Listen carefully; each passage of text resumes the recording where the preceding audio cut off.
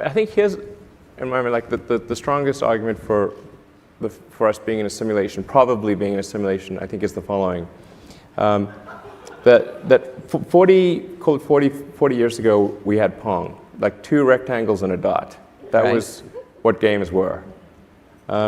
Now, 40 years later, we have photorealistic 3D simulations with millions of people playing simultaneously, and it's getting better every year.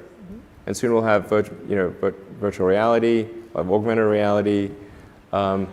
If you assume any rate of improvement at all, then the games will become indistinguishable from reality, just indistinguishable.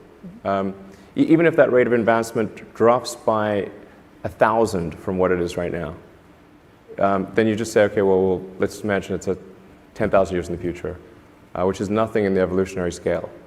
So given that we're clearly on a trajectory to have games that are indistinguishable from reality, and those games could be played on any set-top box or on a PC or whatever, and there would probably be, billions of such, computers or set-top boxes, it would seem to follow that the odds that we're in base reality is 1 in billions. So tell me what's wrong with that argument. Is the answer yes? The argument is probably. But I just like, is there a flaw in that argument? I mean, someone. I'm not sure what the error. No. The argument makes sense. So the assumption then is that somebody beat us to it, and this is a game. No. There's a 1 in billions chance that this is base reality. Oh, okay. What do you think? Well, I think it's 1 in billions. Okay. I mean, that seems to be like clearly what it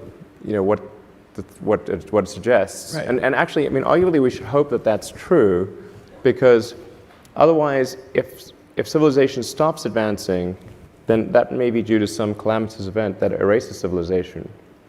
So maybe we should be hopeful that this is a simulation, because otherwise... Because they could reboot it. Well, otherwise, either we're going to create simulations that are indistinguishable from reality, or civilization will cease to exist. Those are the 2 options.